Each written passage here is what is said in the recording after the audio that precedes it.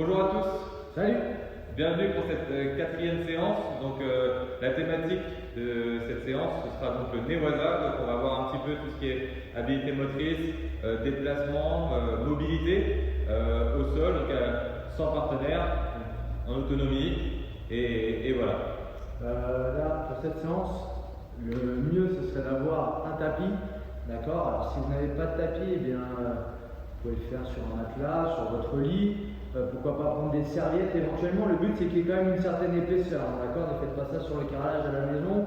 D'accord. Je sais qu'on dit souvent qu'un judoka doit pouvoir chuter ou évoluer sur tous les milieux, mais quand même essayez au maximum d'avoir quelque chose de mou, quelque chose qui peut vous servir de support pour vous allonger dessus et faire les exercices. Allez, on va démarrer. Ouais. Ouais. Ok, premier exercice, donc on va travailler donc la mobilité au sol. Donc Quentin va s'allonger, hop, une petite chute arrière, genou relevé, appui au sol, et là en fait, avec le bras opposé, il va venir toucher au-dessus de son épaule opposée. Regardez, donc là, extension, il lève le bassin, pivote, et il va toucher loin de l'autre côté. Il revient sur la ligne des épaules, il repose le bassin, il lève, et il va toucher. Il revient. Il pompe, il vient toucher l'épaule opposée, et inversement. Voilà. Allez, une dernière fois. Voilà. Vous avez vu, le travail très intéressant, c'est se mettre en appui donc sur les pieds et sur la ligne des épaules, en levant du coup le bassin. C'est-à-dire, hop, ça c'est le plus important. Et ensuite, après, il y a le pivot pour venir toucher. Ok. Bon.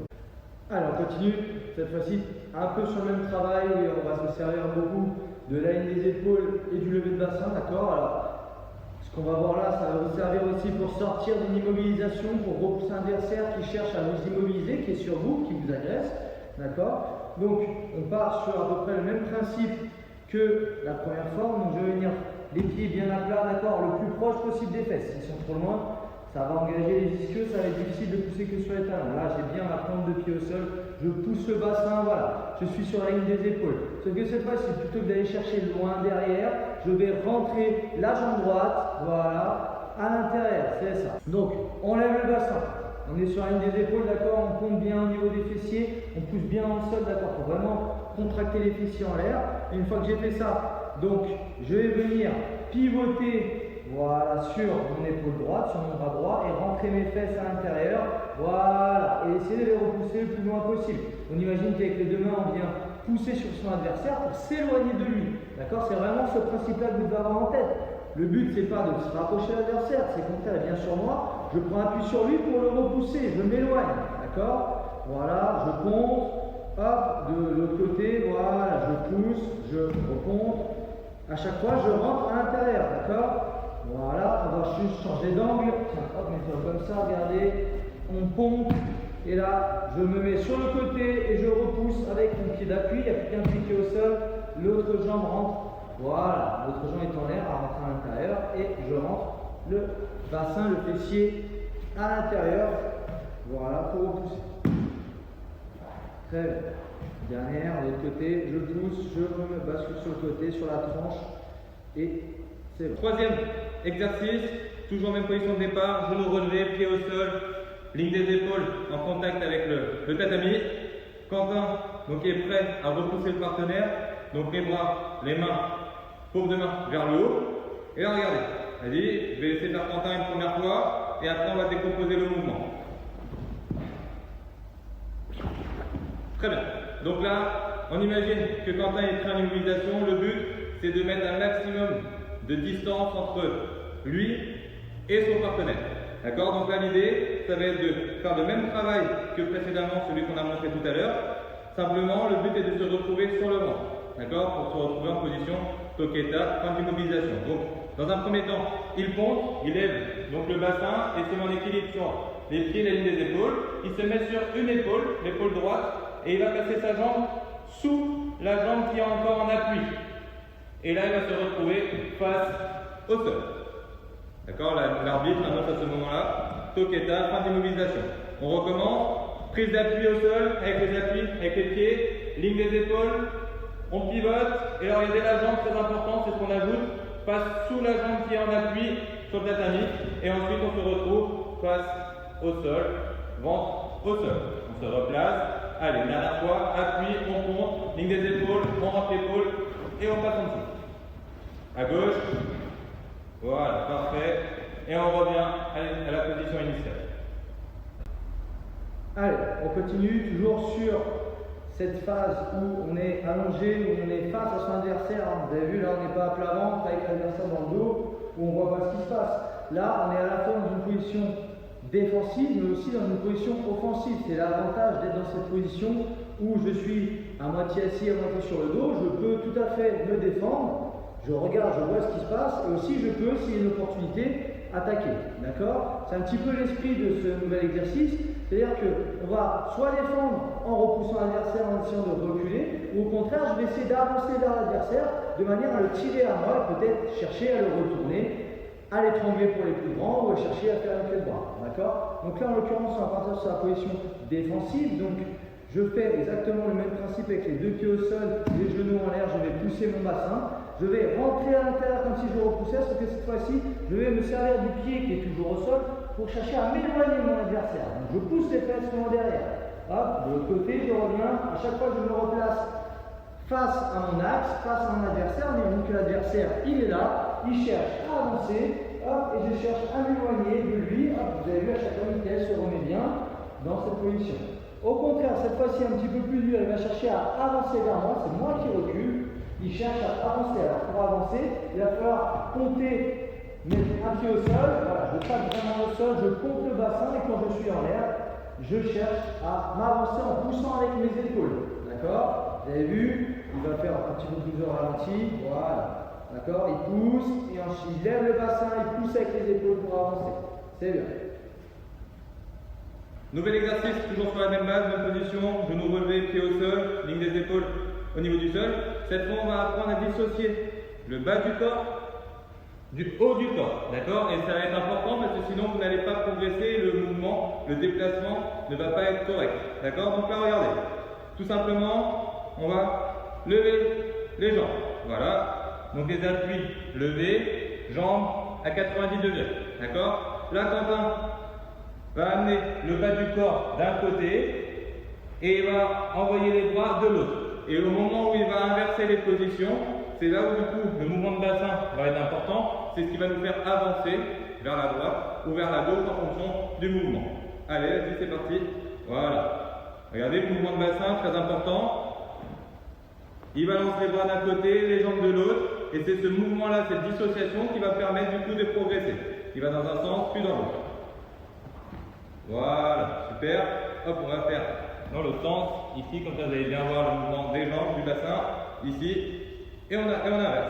On inverse la position, voilà. Ok, dans un sens et dans l'autre.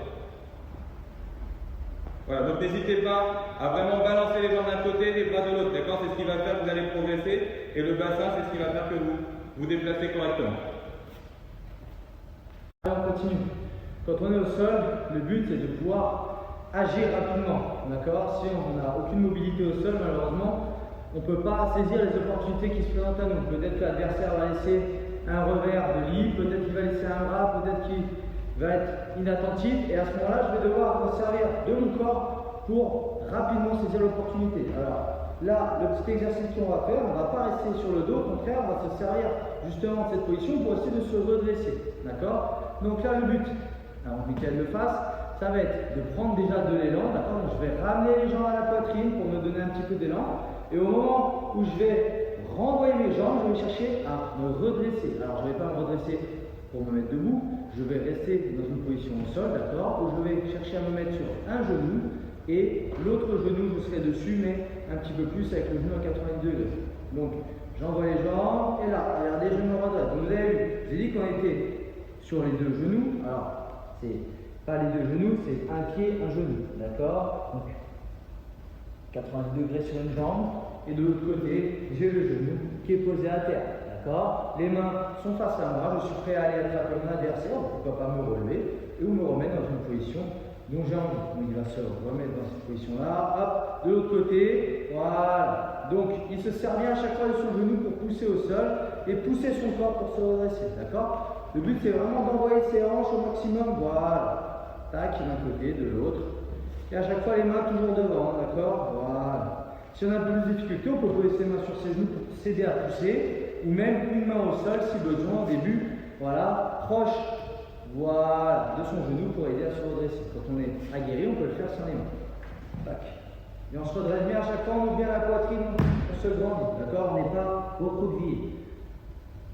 Ok, on continue, mobilité au sol, on va travailler un petit peu la ceinture abdominale. Donc là en fait, Quentin va mettre un petit peu d'élan, va se redresser, va se mettre en appui sur les genoux. Vas-y, hop, se lève sur les genoux, sans céder des mains, d'accord? Et là regardez, il va faire le tour de ses genoux avec ses pieds. Fait le tour, il vient s'asseoir, hop, position assise. Ensuite il recommence. Hop, tout en se redressant, il vient commencer à faire la rotation au niveau des appuis, il envoie les pieds de l'autre côté. D'accord? Et là, il est en contraction musculaire pendant tout l'exercice. D'accord? La ceinture abdominale est très importante pour tout le travail en Newaza. Ici, il contracte bien les fessiers, toujours les bras de face pour trouver une sorte d'équilibre. Ici, il se redresse face à vous et il fait du coup le tour avec ses pieds. Allez, une dernière fois de dos. Hop, se redresse et on fait le tour. Dans l'autre sens. Super. Allez, on reste toujours dans cet esprit où on est cette fois-ci dans une phase un petit peu plus assise. On passe du coup d'une transition à l'autre, on est allongé, on passe assis. On peut changer rapidement de position, d'accord? On ne reste pas allongé sur le dos. Donc là, c'est un exercice pour les plus aguerris, pour les plus gradés, notamment je pense à nos cadets, nos juniors, nos seniors. Mais les benjamins, les minimes, vous allez bientôt y passer, d'accord? Vous aurez bientôt le droit de faire les étranglements. Alors les étranglements, ils ne sont pas que avec les mains, ils sont également avec les jambes. Toute la beauté de notre sport, c'est qu'on a toutes les possibilités, que ce soit avec les mains, les pieds, les jambes, la tête, en se servant de tous les muscles pour essayer de faire abandonner l'adversaire. Alors là, en l'occurrence, on va se servir que de ses jambes, d'accord? On va faire le même exercice qu'avant, pardon. Donc on va venir s'allonger. Au moment où je m'allonge, je vais lever les jambes, vous voyez, là je suis en appui sur les épaules, c'est très important. Le bassin est décollé, hein, la partie lombaire est décollée, d'accord? Les jambes sont en l'air, donc je suis en appui chandelle sur mes épaules. Et là, il y a une jambe qui va passer dans le creux obliqué de l'autre jambe, d'accord? Et je vais venir fermer. C'est comme un cadenas, c'est-à-dire que si, voilà, très bien. Donc une jambe qui passe, alors quand je dis une jambe, au niveau du tibia, hein, d'accord? Le tibia vraiment sous le creux obliqué. Le creux obliqué, c'est le creux que vous avez la jambe, d'accord? Donc je le refais d'un sens et je le fais dans l'autre sens.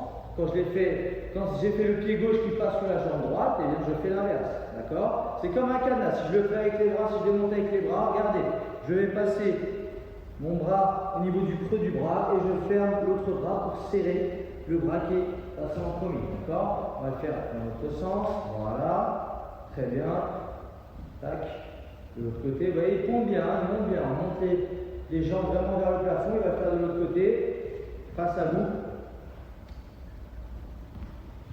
tac, hop, il est, hop, voilà, vous avez vu, le pied passe bien sous le creux obliqué, et une fois que la jambe est passée, la jambe se referme comme un cadenas, c'est verrouillé, d'accord? Alors pourquoi étranglement? Simplement parce que normalement, on vient saisir la tête de l'adversaire et le bras. On n'a pas le droit de saisir que la tête au judo pour étrangler. Il faut obligatoirement qu'il y ait un bras coincé. En fait, il va me remontrer, je vais vous montrer où doit se situer la tête de l'adversaire.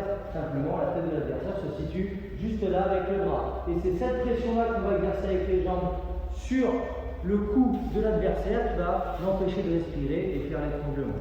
D'accord? Et c'est bien que vous sachiez le faire, même si vous n'avez pas encore le droit de faire l'étranglement, car vous allez y venir. Autre position de départ, toujours avec le thème de la mobilité. Donc Quentin va se mettre en appui sur les coudes et du coup les genoux.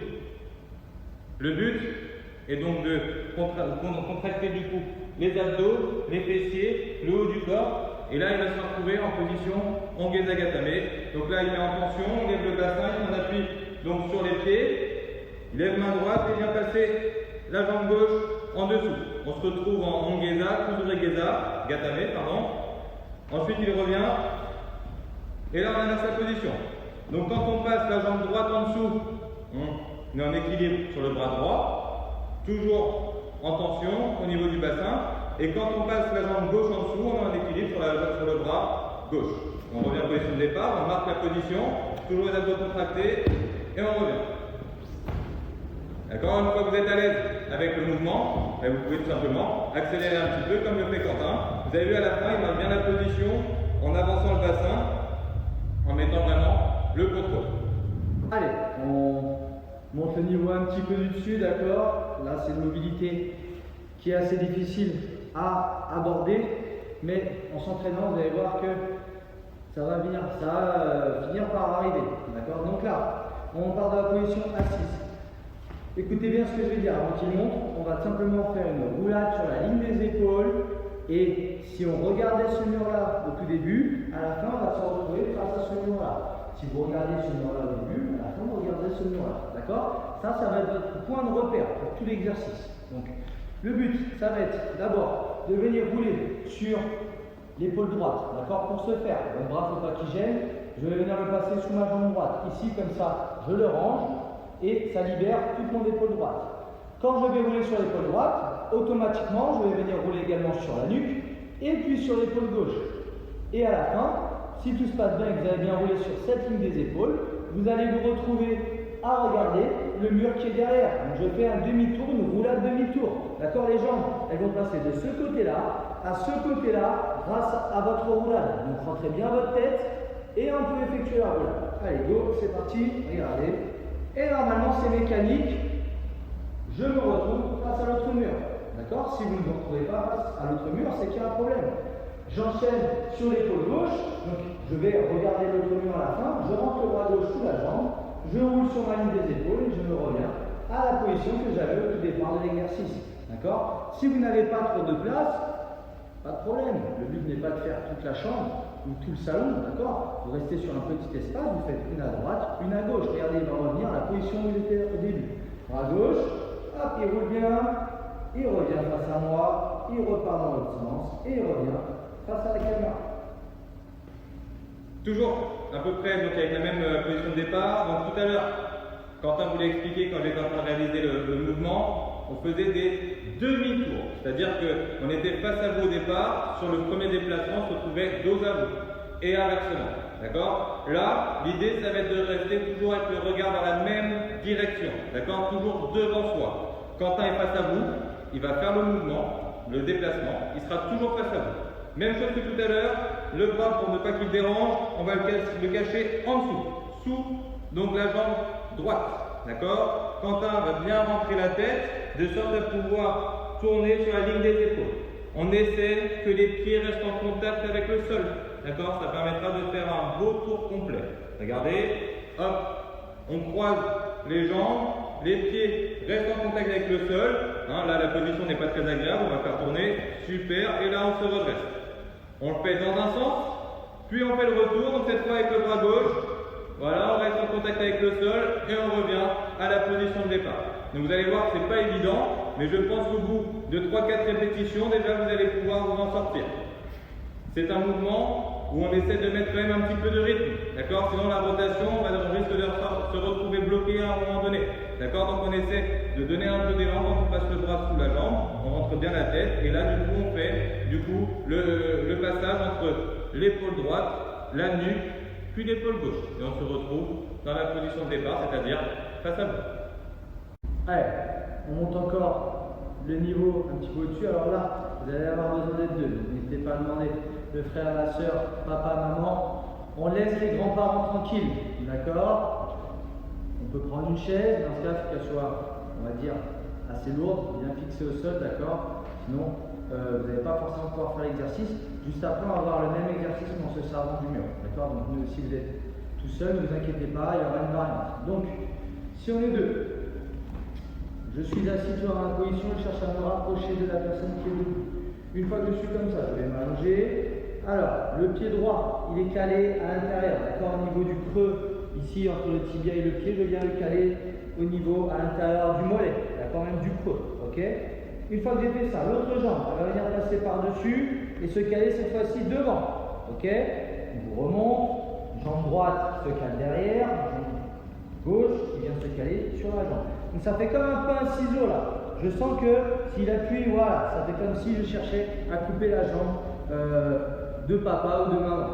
Ne le faites pas, je pense qu'il en aura encore l'utilité. Une fois que j'ai fait ça, je vais pousser avec mes deux pieds, d'accord, pour rouler sur la ligne de mes épaules. Voilà, donc avec le... Alors, avec la main droite, on vient accrocher le pied en passant vraiment sous sa jambe, ok, sous les deux jambes. Donc là, voilà, et je peux rouler sur la ligne des épaules. Tac. Donc à chaque fois, c'est le même principe, hein. Un pied à l'intérieur, un pied à l'extérieur. La personne qui est debout, il faut qu'elle soit assez solide, d'accord, pour vous permettre de faire la rotation. N'hésitez pas vraiment à vous servir aussi de votre main pour vous aider à tirer, vous aider à rouler. Hein, si vous vous servez juste de vos pieds, ça peut être compliqué. Donc, on recommence. Un pied à l'intérieur, un pied à l'extérieur. Il rentre la main droite, il vient chercher mon talon, d'accord, avec la main droite, et il s'aide de ses pieds et de ses mains pour rouler sur une des épaules. Alors là, je ne sais pas si on le voit rapidement, mais il y a un changement de main. À un moment donné, j'arrive, je suis limité, je ne peux pas aller plus loin, donc hop, j'attrape avec l'autre main, ça va m'aider à terminer ma rotation. Regardez là, on le voit bien là. Il rentre première main, il ne peut plus, hop, il s'aide de la deuxième pour terminer sa rotation. Et voilà, et là on arrive à faire le tour complet autour de la personne avec qui on est. On passe à l'exercice où on est tout seul.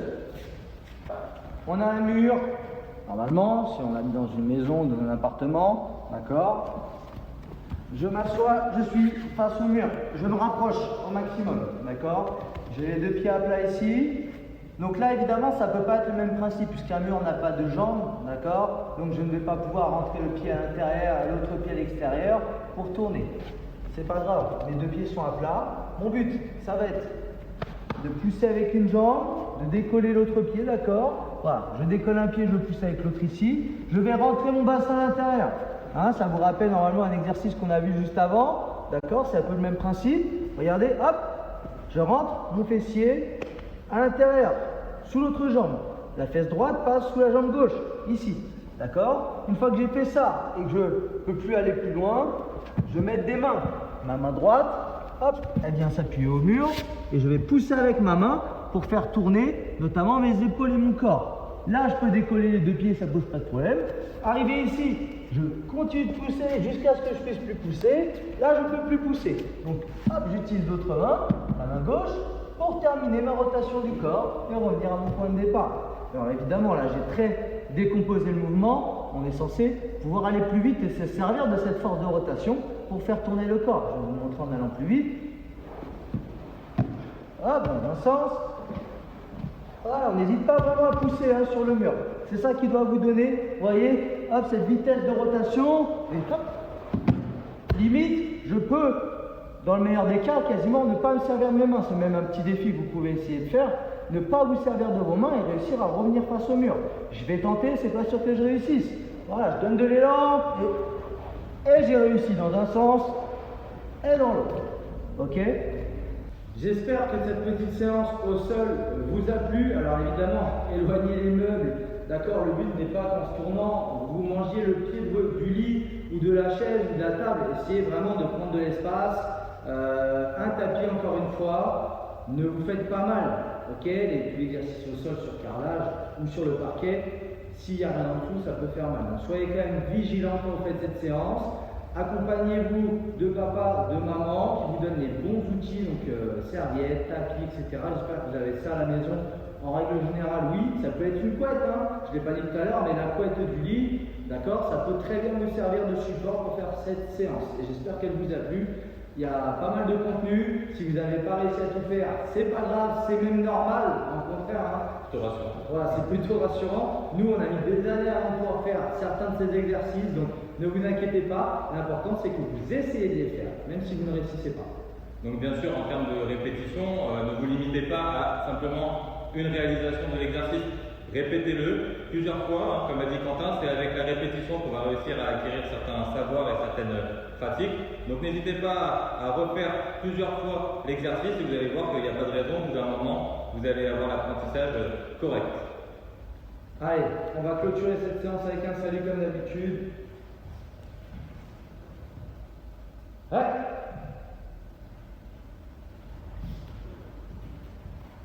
Merci pour votre assiduité. J'espère qu'on se reverra bientôt. On se dit à la prochaine.